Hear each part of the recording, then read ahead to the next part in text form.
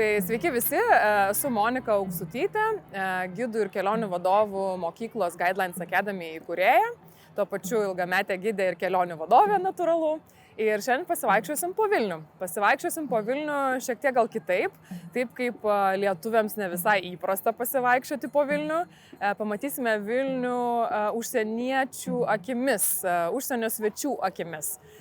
Lietuviai, taip, mes daug visko žinom apie Vilnių, atvažiavę net ir iš kitų miestų, žinom, kas tas Gediminas, žinom, kas ta Varpinė, kas ta katedra, bet užsienio svečiams pasakojame visai kitus dalykus, kaip gidai, kaip miesto svečių vedliai, tikrai pristatome miestą per visai kitus pjūvius ir kitus kampus, negu kad pristatytume, sakykime, lietuviams iš kito miesto, ar tiems patiems vilniečiams, moksleiviams, ar dar kitoms turistų grupėms ar pavieniams svečiams. Tai šiandien pamatysime, kaip miestą mato Vilnius, kaip mes jį pristatome svečiam.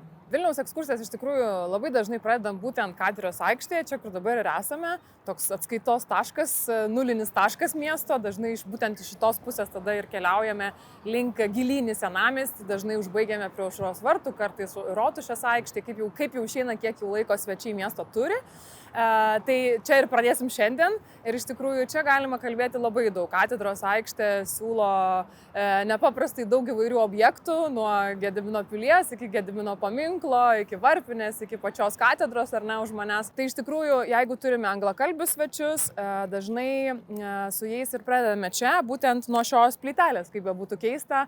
Kartais dažnas galbūt miesto gyventojas ir praeina tiesiog net neatkreipęs ar dėmesio, ar nepagalvojęs, kas tai, ar nepaskaitęs ar ne lentelės, bet būtent čia ir pradedame ir visada aš bent jau miesto svečiams savo sakau, kad pradedame prie pačio svarbiausio Vilniaus monumento, prie pačios svarbiausios vietos. Jie dažnai tuomet galvoja, kad aš kalbu apie katedrą, na iš tikrųjų visai ne apie tai, o apie tiesiog plytelę grindyse, ar ne?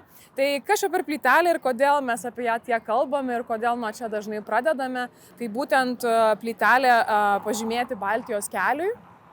Ir Baltijos kelias, kaip žinome, 1989 rugpjūčio 23 įvyko. Tai toks dalykas kaip Baltijos kelias ir būtent mūsų laisvės kovos, būtent mūsų kelias į nepriklausomybę, tikrai turbūt yra vienas svarbiausių mūsų istorijos įvykių. Tai apie tai būtent ir kalbame per savo asmeninės patirtis, per tai, kaip mūsų tėvai, kaip mūsų seneliai stovėjo tam Baltijos kelyje, tam, kad moksleiviai galėtų šiandien laisvai vaikščioti ir džiaugtis aplinką ir miestų ir laisvę. Ir kiekvienam svečiui irgi turėtų būti papasakota ta mūsų istorija. Na ir Lietuva tikrai galime didžiuotis, kad buvo būtent pirmoji ir ne ta, kuri išdrįso paskelbti nepriklausomybę ir ne tik Gedimino prospekto pabaigoje mūsų parlamente ir judėti į priekį nepriklausomybės keliu. Ir šiandien tiek metų po to tikrai turime turbūt kuo didžiuotis. Čia kalbame ne apie architektūrą, kaip ir sakiau, bet kalbame iš tiesų apie vėl šiandieną, apie tai, kokios yra aktualijos šalyje, kad čia yra prezidentūra, kad koks mūsų prezidentas, kiek metų jisai dirba šiame ofise ir ne, kaip jis yra renkamas, kur yra parlamentas, kokia mūsų visa politinė struktūra, kaip mes funkcionuojame politiškai, kokios aktualijos, kokie skausmai, kokie džiaugsmai šiuo metu. Pakalbam net ir apie vėliavas matomas, ar ne, ką reiškia vėliava ant pačios prezidentūros.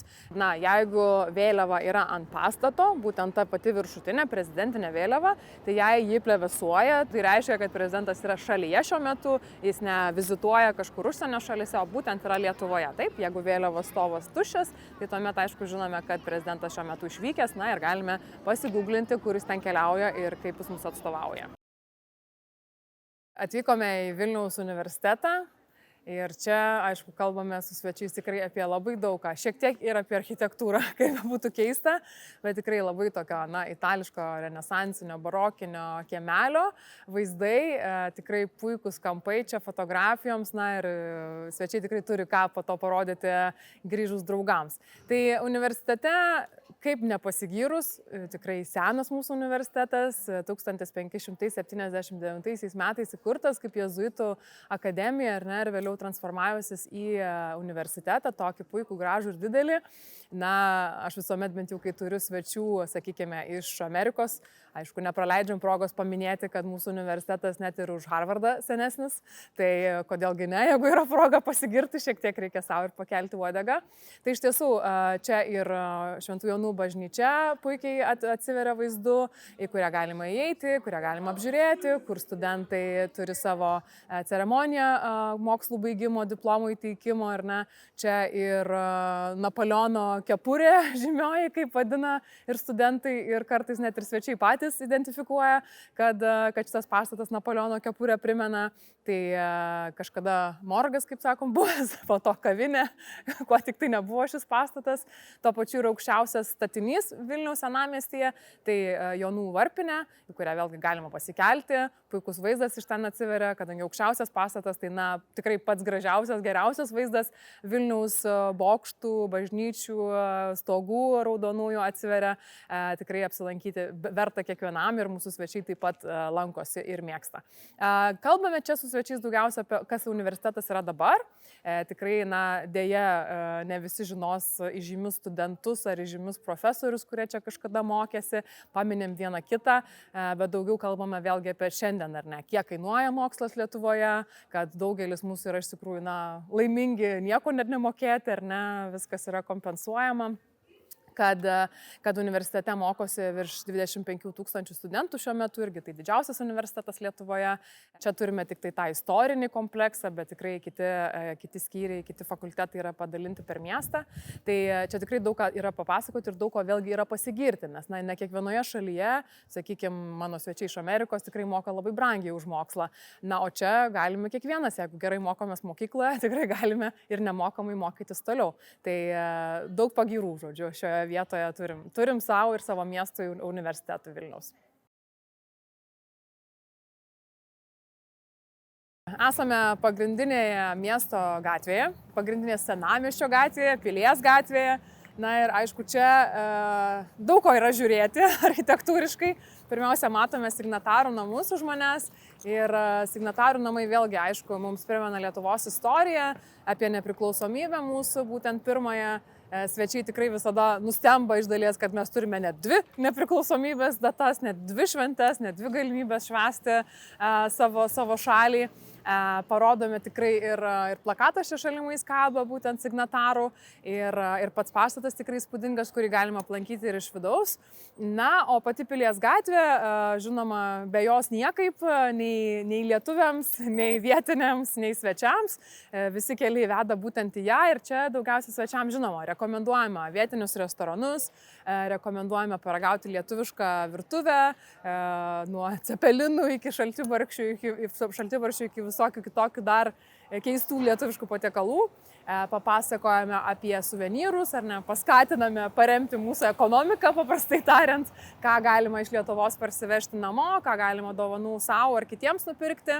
Ir, žinoma, papasakojame, kaip dar kur galima iš čia nueiti ir kad visi keliai veda į Pilies gatvę ir kad čia dauguma ne tik vietinių, bet ir svečių vaikšto. O svarbiausias dalykas apie Vilnių kalbant, ką mėgstu visada pabrėžti svečiams, kad Vilniaus senamiestis, sakykime, lyginant su Rygos arba Talino senamiesčiu, yra tikrai tiesiog dar vienas rajonas miesto. Tai nėra toks muziejus po atvirų dangumi, ar ne, kur tik ambasados ir kavinės ir daugiau nieko tokio, bet iš tikrųjų čia gyvena žmonės, čia yra butai aplinkui, čia yra vietiniai verslai ir čia mes galime pamatyti iš tikrųjų daug vietinių žmonių. Ne tik turistai žiūri kitus turistus, bet iš tikrųjų matome tikrus miesto gyventojus. Tai ar gali būti geriau?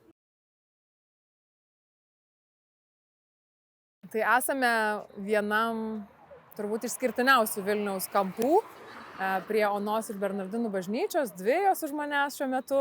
Tai čia tikrai, turbūt nieko nenustebinsiu sakydama ir visi lietuviai, pirmas dalykas, ką žinome apie Onos bažnyčią, tai yra tai, kad Napoleonas norėjo ją išsinešti į Paryžių ant savo delno.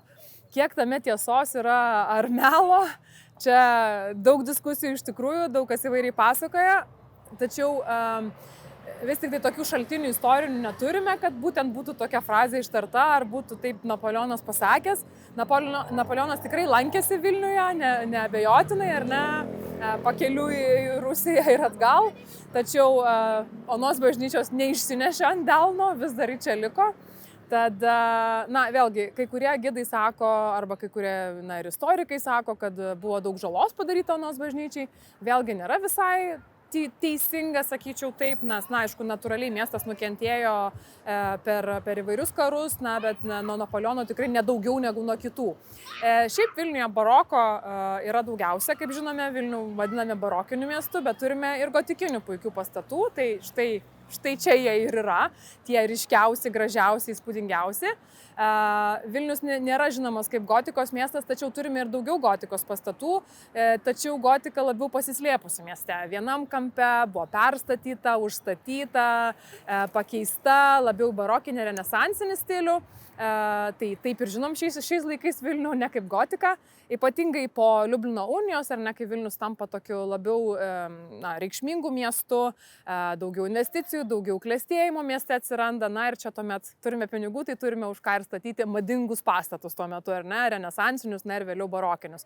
Tai ta gotika šiek tiek pasislenka į paraštės, į šoną, dalis tų pastatų perstatoma, pakeičiama arba visai nugriaunama, tad, na, džiaugiamės, kad turime bent šiek tiek išlikusios tos gotikos, net pasižiūrėjus į Bernardinų bažnyčios viršų, pavyzdžiui, matome, kad stogas yra visiškai kitoks negu kad pati bažnyčia, ar ne, tai jis jau barokinis, vėlesnio laikotarpio, ne gotikinis. Tai ką tai reiškia? Vėlgi, kad miestas, ne nuo tik Napoleono, bet nuo daug ko nukentėjo, nuo gaisrų nukentėjo, nuo karų įvairių, nuo kitų žygių, įvairių įsibrovėlių, tikrai daug nukentėjo nuolatos. Mediniai pastatai degė, gotikiniai netaip lengvai degė, bet stogai sudegė. Tai stogus reikia perstatyti, o perstatom tada vėlesnių laikotarpių, perstatom taip, kaip madinga. Nebeatkartojam taip, kaip buvo, bet statom naują stilių, tai barokinį, pavyzdžiui, stogą. Tai čia mūsų miesto svečiai dažniausiai vėlgi ne apie bažnyčias, Vilniuje daug bažnyčių, kaip žinom, tikrai nes ne kiekvieną ją rodom, ne apie visas jas kalbame, bet apie šias pakalbame, tiek apie architektūrą, tiek apie tą Napoleono legendą paanalizuojame, nes nebejotinai svečiai paklausė. Todėl, kad kiekvienoje knygelėje, kiekviename lankstinuke yra paminėtas tas Napoleonas, tai vis reikia laužyti tuos stereotipus ir tas legendas. Tai svečiams daugiausia, aišku, įspūdį palieka, kad Vilnius tikrai yra toks įvairiapusis, įvairialypis ir įvairiakampis miestas. Tai būtent čia to ir ateiname pažiūrėti ir apie tai ateiname išmokti. Tai šiandien pasivaikščiojame po Vilnių turisto akimis, užsienio svečio akimis. Ir noriu dar papasakoti šiek tiek, kuo svečiai stebisi Vilniuje. Nes, mes čia gyvename, aišku, mes priimam viską kaip savaime suprantame, dažnai pamirštame pasidžiaugti ar įvertinti savo miestą. Tačiau svečiai pastebi ypatingai pirmiausia, numeris 1 tikrai. Kiekvienoje grupėje, kiekvienas svečias pamini, kaip čia švaru. Aš matau tartum kažkiek šiukšlių pateidama, bet jie stebisi nuoširdžiai, kaip pas mus yra švaru. Kaip pas mus yra žalia, miestas pilnas žalumos, parkelių, krūmų, medžių, suaugusių gražių, žalių zonų, žalių erdvių. Tas tikrai, pirmiausia, mums yra šaunu, kad mes tokiame mieste gyvename, kur daug ir gryno oro ir yra kur atsikvėpti nuo miesto triukšmo ir taršos, ar ne. Daugiausia svečių pas mus atvyksta iš Europos. Bendrai paėmus apie 1,5 milijono svečių už užsienio sulaukė Vilnius praėjusiais metais.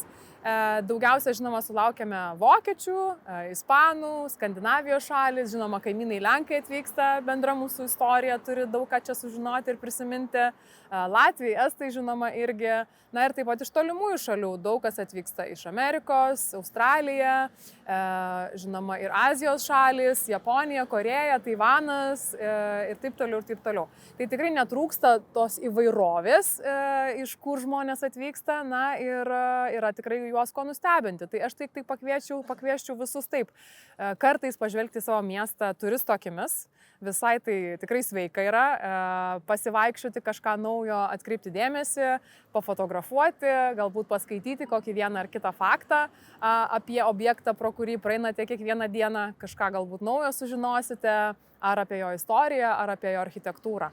Bet patiems gidams irgi visada linkiu ne tik apie istoriją ir architektūrą kalbėti, bet kalbėti ir apie aktualijas, kas yra šiandien mūsų šalyje, nes tai ir yra įdomiausia dažnai žmonėms. Mes galvojam, kad viduramžiai ir Gedimino laiškai, bet iš tikrųjų kas dabar, kuo mes čia gyvename, kuo mes džiaugiamės, kuo mes nerimaujame. Žmonės klausia tikrai dar dabar apie tai, kaip mums atrodo karas Ukrainoje, kaip mes jaučiamės dėl to, ar žmonės bijo, ar mes įsitempę, ar mes neįsitempę, ar ne, ar mes NATO norime likti, kaip jaučiamės dėl euro įvesto, kuris jau 10 metų plus čia ir ne yra. Tai tikrai tos aktualijos, sakau, pakelkime laikraštį kartais, pasižiūrėkime, kas ten šiandien apie ką ir to užtenka papasakoti svečiams, kad jie suprastų apie ką ta Lietuva, kad kitą kartą per žinias pamatę kažkokią laidą apie kas vyksta Lietuvoje, atsimintų būtent tai, ką jūs kalbėjote, ką jie čia sužinojo, ką jie čia pamatė ir kad suprastų, kad tikrai toksai Vilnius toks geras užslėptas kampelis ir mane labiausiai džiuginantis komentaras visada yra, kad ta nuostaba, aišku, ir tai, kad žmogus įvardina Vilnių kaip tokį paslėptą perlą, kur nežinojo, kad yra, bet atradęs labai džiaugiasi. Tai tikrai ir mus turėtų tai džiuginti, kokiam nuostabiam mieste gyvenam.